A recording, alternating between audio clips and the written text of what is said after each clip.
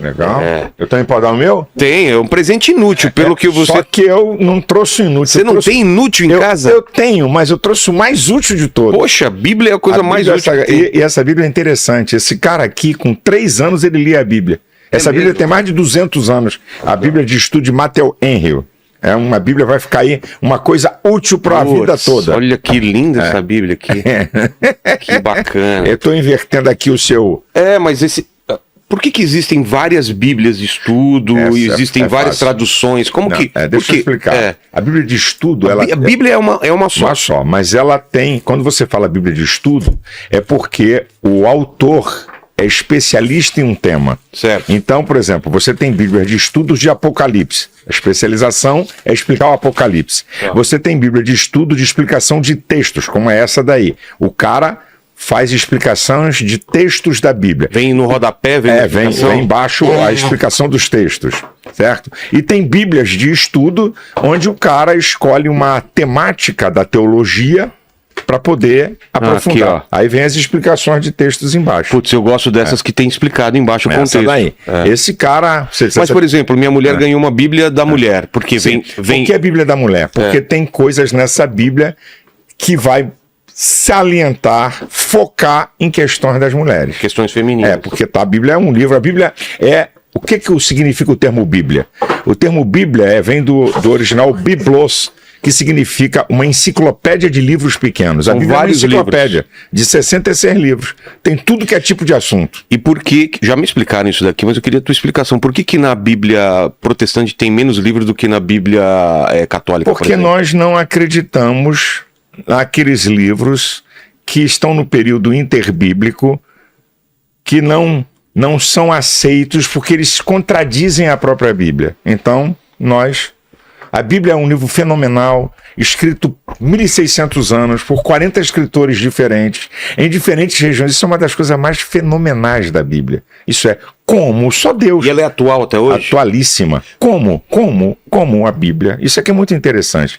Como é que um livro escrito durante 1.600 anos, por 40 caras, que a maioria não se conheceu e ela se encaixa, não se combinaram. Não combinou e ela se completa. Então, a Bíblia, por exemplo, é o maior mapa de arqueologia do mundo. Todas as verdades arqueológicas que a Bíblia menciona é comprovado. A Bíblia, existem 4 pilares no conhecimento. O conhecimento, tudo que é conhecimento... O conhecimento humano. Tudo que é conhecimento está baseado nisso aqui. Conhecimento filosófico, conhecimento científico, conhecimento vulgar ou empírico das coisas da vida e conhecimento teológico. A Bíblia é o único livro que possui a base do conhecimento. Você encontra na Bíblia conhecimento científico, você encontra na Bíblia conhecimento filosófico, você encontra na Bíblia conhecimento vulgar e conhecimento teológico. Como tem muitos amigos assim, então pastor, prova o que o senhor está falando. Então vamos lá, vamos para a prova do que eu estou falando. Olha que coisa incrível. O apóstolo Paulo, em 1 Coríntios capítulo 15, versículo 39, e também no versículo 41, ele fala de ciência. Nem toda carne é uma mesma carne. Uma é a carne dos homens, outra é a carne dos animais, outra é a carne das aves e outra a carne dos peixes. Isso é zoologia pura. Ele está fazendo uma afirmação científica onde ninguém podia definir isso há 2.000 anos atrás.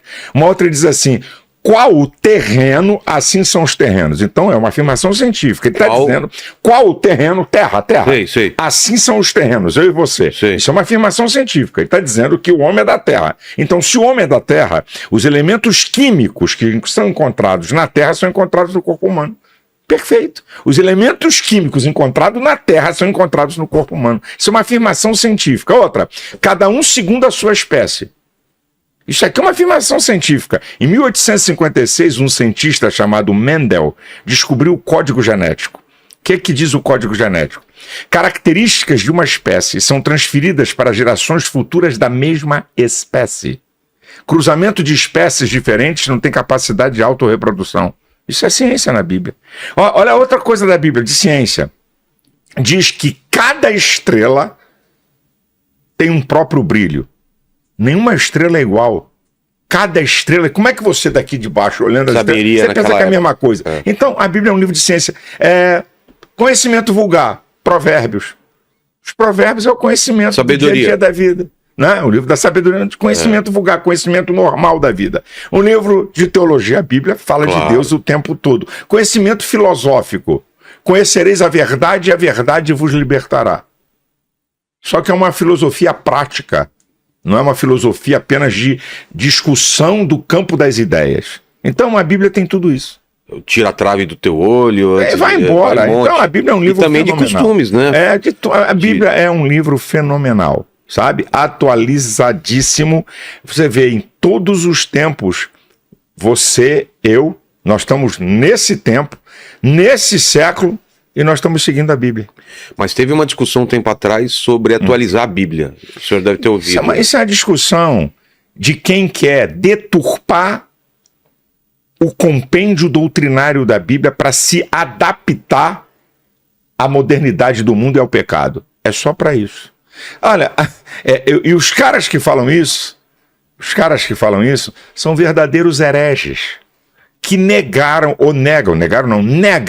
aquilo que eles ensinaram, querendo adaptar o evangelho. Olha que coisa incrível nós estamos vivendo hoje, esse assunto que você tocou. O islamismo vai do radical para o mais radical. Isso aqui é o islamismo. Agora o cristianismo, sabe o que está acontecendo? Está cada vez vai do leviano para o mais leviano. Quer dizer... Leviano quer dizer o quê? Leviano é o que é à toa de mundano. Qualquer porcaria, mundano. Então, como é que você quer adaptar o cristianismo ao mundo, quando o cristianismo é um estilo de vida? O cristianismo, o que é o cristianismo? Não é religião, é o reino de Deus na terra.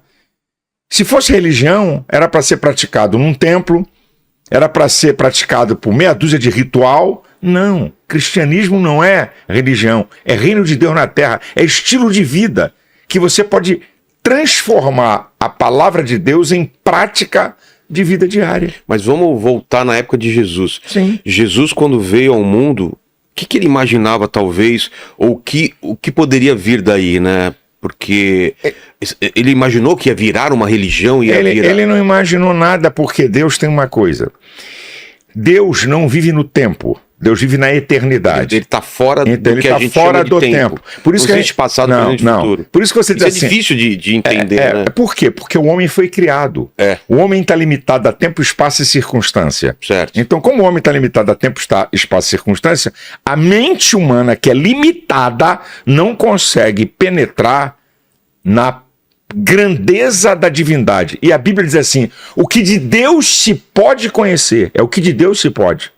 Nele se manifesta. O que de Deus se pode conhecer. Por quê? Porque se Deus... O que a gente consegue entender de Deus é o que ele se manifesta. Mas não é a totalidade de Deus, porque a gente não alcança. Não é nem uma fagulha. Uma fagulha. Por quê? E uma vez um amigo meu, um diretor de TV, disse assim pra mim, Malafaia, você não leva mal? Eu falei, não... Você me desculpa, eu não creio em Deus, que eu não entendo muita coisa de Deus. Eu falei, cara, olha que coisa linda. Você sabia que isso aí é porque eu creio em Deus? Ele falou, explica. Se eu entendesse tudo de Deus, quem era Deus era eu, meu brother. Eu não entendo muita coisa de Deus, por isso que ele é Deus. Ele tem uma mente eterna. Você sabe o que é mente eterna? Não. Eu falo, você sabe o que é mente eterna? Não dá pra entender. Não tem como. Você sabe que Deus não existe. Ele é. Existir significa criação. Existir significa que ele não existiu.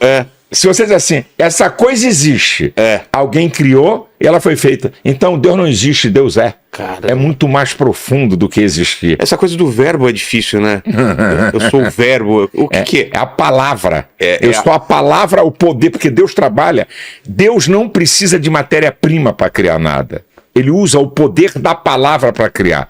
Como diz o Salmo 33, versículo 9, falou e tudo se fez, mandou e logo tudo apareceu. E disse Deus, haja luz e houve luz. Então, Deus não precisa, ele do nada faz tudo. Então, ele é a palavra, é o poder da palavra para criar as coisas. Jesus é a palavra encarnada, o Deus que se fez homem.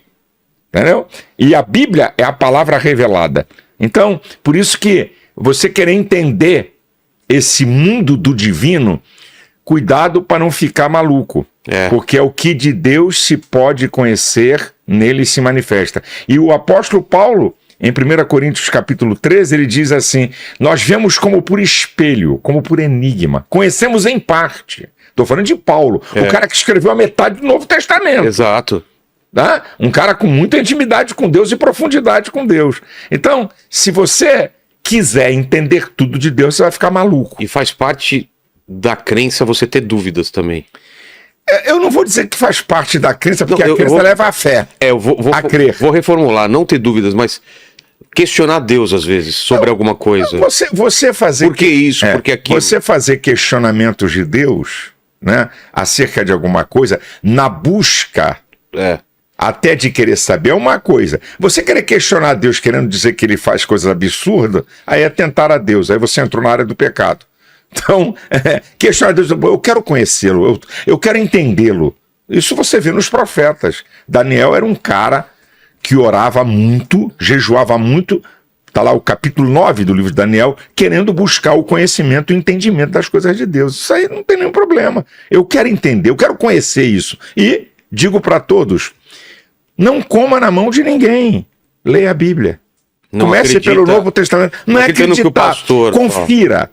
A Bíblia diz que o pessoal da Ibeleia era mais profundo do que os de Tessalônica, porque conferiam o que os apóstolos falavam.